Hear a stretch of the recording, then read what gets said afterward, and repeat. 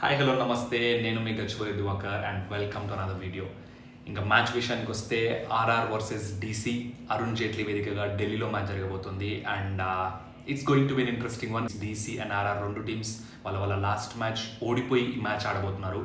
DC అయితే ఒక heart break అనే చెప్పుకోవచ్చు, బట్ స్టిల్ ఆల్మోస్ట్ టాప్లోనే ఉన్నారు వాళ్ళు. సో ఇది ఒక బ్యాటిల్ ఏంటి అని అంటే ఒక top of the table and bottom of the table బ్యాటిల్గా చెప్పుకోవచ్చు మనం. అండ్ హెడ్ టు హెడ్ విషయానికి వస్తే Rajasthan is ahead of 1 game. ఎందుకంటే ఇప్పుడు 29 గేమ్స్ ఆడితే ఢిల్లీ 14 గెలిచింది అండ్ రాజస్థాన్ 15 మ్యాచెస్ గెలిచింది. అండ్ లాస్ట్ ఇయర్ చూసుకుంటే 2 మ్యాచెస్లో ఆ రాజస్థాన్ ఒకటి, ఢిల్లీ ఒక మ్యాచ్ గెలిచి ఉన్నాయి. ఇంకా పిచ్ విషయానికి వస్తే Arun Jaitley stadium is always a batting track. But last match చూసాం మనం, స్పిన్కి కూడా చాలా అనుకూలించింది పిచ్, ఎందుకంటే చాలా టర్న్ అవ్వడం చూసాం మనం. ఈవెన్ ముంబై కూడా తమ ఇంపాక్ట్ ప్లేయర్గా కరణ్ శర్మని తీసుకొచ్చిన తర్వాతనే మ్యాచ్ తమ వైపు తిరిగింది. ఎక్కడైతే Karan Sharma taken 3 wickets and also Vipraj కూడా చాలా బాగా బౌలింగ్ చేశాడు అండ్ కుల్దీప్ కూడా చాలా బాగా బౌలింగ్ చేశాడు. సో స్పిన్కి అనుకూలిస్తుంది, at the same time it's a batting track as well. And toss గెలిచి మోస్ట్లీ ఫీల్డింగ్ తీసుకోవచ్చు, but it doesn't make much of a difference. ఎందుకనంటే ఫస్ట్ బ్యాటింగ్ చేసినా సెకండ్ బ్యాటింగ్ చేసినా పెద్ద డిఫరెన్స్ ఏం లేదు.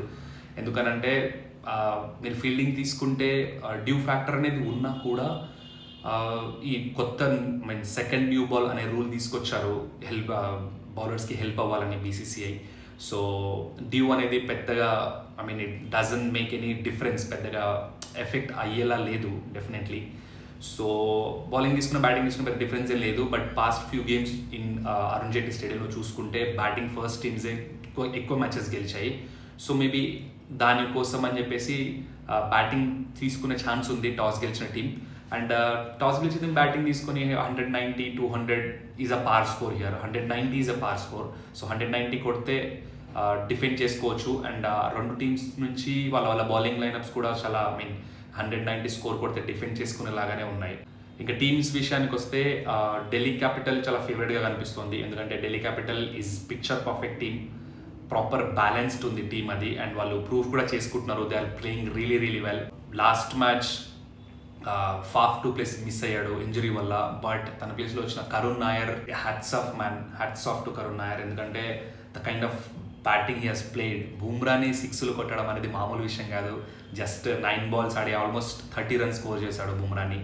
And he's a hungry cheetah and he inspires a lot of people. ఒక రంజీ కానీ, లేకపోతే విజయ్ హజారే ట్రోఫీ కానీ, సయ్యద్ ముస్తాక్ అలీ ట్రోఫీ కానీ ఆడే ప్లేయర్లని కూడా తను వాళ్ళకి ఛాన్సులు రావు అని చాలామంది అనుకుంటారు. బట్ వాళ్ళందరికీ ఇన్స్పిరేషన్గా కరుణ్ నాయర్ని తీసుకోవచ్చు. ఎందుకంటే he has played brilliantly well. ఒక టైంలో తను ఇండియాకి 300 కొట్టి తన టీంలో ఛాన్స్ కోల్పోయాడు. లాస్ట్ ఇయర్ అయితే ఎవరు పిక్ చేసుకోలేదు కూడా తనని, బట్ ఒక ట్వీట్ అయితే చేశాడు తను cricket please give me another chance అని. అండ్ క్రికెట్ ఆ ఛాన్స్ తనకి ఇచ్చింది, ఢిల్లీ టీమ్ తనకు ఆ ఛాన్స్ ఇచ్చింది and he have proved himself. Yes, of course match లాస్ట్లో ఓడిపోవడం బాధాకరమైన విషయమే, బట్ తను ఫామ్లోకి రావడం అండ్ అంత బాగా బ్యాటింగ్ చేయడం అనేది చాలా మంచి విషయం, చాలా కలిసి వచ్చే విషయం ఢిల్లీకి. అండ్ ఢిల్లీ టీం అయితే పర్ఫెక్ట్ కనిపిస్తుంది బౌలింగ్లోను బ్యాటింగ్లోను. Their new found Vipraj Nigam, great bowling man, is doing really well. Bowling చేస్తున్నాడు, బ్యాటింగ్ చేస్తున్నాడు. And look at just his wickets. Last మ్యాచ్లో తను రోహిత్ శర్మ వికెట్ తీసుకున్నాడు అండ్ హార్దిక్ పాండ్యా వికెట్ తీసుకున్నాడు. అండ్ దానికంటే ముందు మ్యాచ్లో విరాట్ కోహ్లీ వికెట్ తీసుకున్నాడు. So his bowling brilliantly well. తను పవర్ ప్లేలోకి వచ్చి అంత బాగా బౌలింగ్ చేయడం వల్ల కుల్దీప్ యాదవ్కి తర్వాత ఫీల్డ్ స్ప్రెడ్ అయిన తర్వాత బౌలింగ్ చేసుకొని వికెట్లు తీసే ఆ హెల్ప్ అనేది డెఫినెట్లీ కుల్దీప్ యాదవ్కి చేస్తున్నట్టే. సో దానివల్ల కుల్దీప్ యాదవ్ ఇంకా ఎఫెక్టివ్గా బౌలింగ్ వేయగలుగుతున్నాడు.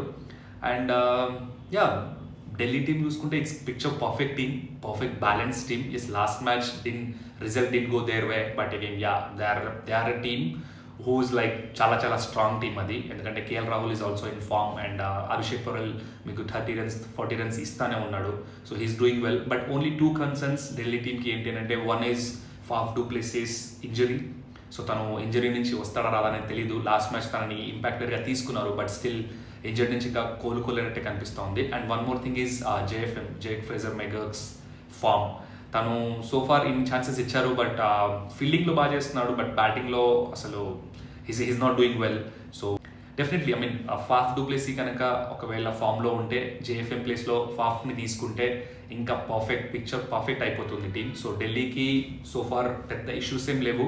ఇక రాజస్థాన్ విషయానికి వస్తే రాజస్థాన్ కూడా లాస్ట్ మ్యాచ్ వాళ్ళు ఓడిపోయి వస్తున్నారు. అది కూడా ఒక వన్ సైడెడ్ మ్యాచ్ లాగానే కనిపించింది. ఎక్కడ వాళ్ళు మ్యాచ్లో ఉన్నట్టు కనిపించలేదు. వాళ్ళకి మేజర్ ఇష్యూ ఏంటి అని అంటే వాళ్ళ టీంలో ఎవరు పర్ఫామ్ చేయకపోయినా ఫామ్లో లేకపోయినా కూడా దే కాన్ చేంజ్ హిమ్. ఎందుకంటే వాళ్ళ దగ్గర పెద్ద ఆప్షన్స్ ఏం లేవు చేంజ్ చేయడానికి. బ్యాటింగ్లో కానీ బౌలింగ్లో ఆకాష్ మధ్వాల్ ఉన్నాడు and there are few options. But బ్యాటింగ్లో అయితే definitely they are not having in much of an option. And వాళ్ళ కంప్లీట్ బ్యాటింగ్ వాళ్ళ కంప్లీట్లీ టీమ్ మొత్తం వాళ్ళ టాప్ 6 మీదనే డిపెండ్ అయి ఉన్నారు వాళ్ళు. అండ్ లాస్ట్ మ్యాచ్లో మనం చూసాం వాళ్ళు ఎక్కువ వికెట్స్ కోల్పోకపోయినా కూడా they couldn't put on a big score on total. ఒక పెద్ద స్కోర్ అనేది స్కోర్ చేయలేకపోయారు వాళ్ళు. ఎందుకంటే వాళ్ళకి జస్ట్ 2-3-4 వికెట్సే పడ్డాయి, అయినా కూడా పెద్ద స్కోర్ చేయలేకపోయారు. And they need to accelerate, ఎందుకంటే middle order needs to accelerate definitely. And వాళ్ళు మంచిగా చేయాలంటే రియాన్ పరాగ్ నుంచి 20 runs 30 runs is not enough. ఎందుకనంటే they have trusted him and last year he have done really well. So తన నుంచి ఒక 50, 60, 70 runs expect చేస్తున్నారు వాళ్ళు. And he needs to do it. And one more thing I don't understand about Rajasthan Royals is basically వాళ్ళ batting order. వాళ్ళు left arm right arm కాంబినేషన్స్తో వెళ్తున్నాడు, I understand.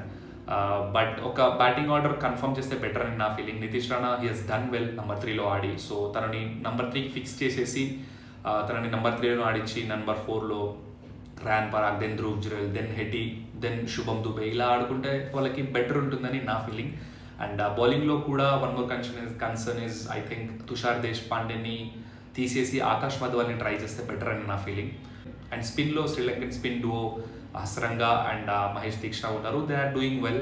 And majorly Jofra Archer is doing really well. And వీళ్ళు కనుక first batting చేసి ఒక 190 or 200 score చేస్తే they can definitely వాళ్ళకున్న బౌలింగ్ లైనప్తో వాళ్ళు డిఫెండ్ చేసుకోగలరు. ఎందుకంటే they are having Jofra Archer and they are having Sandeep Sharma లాంటి బౌలర్ ఉన్నాడు వాళ్ళకి. సో ఒక 190 స్కోర్ చేస్తే బెటర్, వాళ్ళు ఒక సేఫ్ సైడ్లో ఉంటారు, they can defend that. Key battles విషయానికి వస్తే నాకు కనిపించే the most fiery battle is Karun Nair versus Jofra Archer. ఒకవేళ ఫస్ట్లో వికెట్ కోల్పోతే కనుక Delhi, Karun Nair will be coming at number 3. So Karun Nair last time బూమ్రాని ఎలా ఆడాడో చూసాం మనం. సో జోఫ్రా ఆర్చర్ని కూడా అలానే ఆడే ఛాన్సెస్ ఉన్నాయి. సో అదొక మంచి బ్యాటిల్లా కనిపిస్తోంది.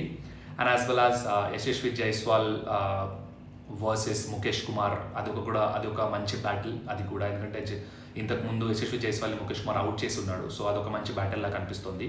అండ్ నన్ను అడిగితే నా favourite is I'm gonna go with Delhi. ఎందుకంటే ఒక పిక్చర్ పర్ఫెక్ట్ టీం వాళ్ళు, అండ్ వాళ్ళ హోమ్ అడ్వాంటేజ్ కూడా ఉంది, వాళ్ళు మంచి ఫామ్లో కూడా ఉన్నారు. అండ్ లాస్ట్ మ్యాచ్ ఓడిపోయి మళ్ళీ ఒక రిథంలోకి వద్దాం, విన్నింగ్ రిథంలోకి వద్దాం అని చెప్పేసి ఎదురు చూస్తూ ఉన్నారు.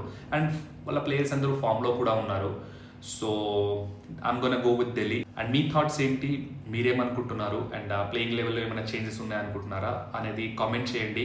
అండ్ వీడియోకి లైక్ చేయండి, షేర్ చేయండి, సబ్స్క్రైబ్ చేయండి. రివ్యూతో మళ్ళీ కలుద్దాం. Until then see you.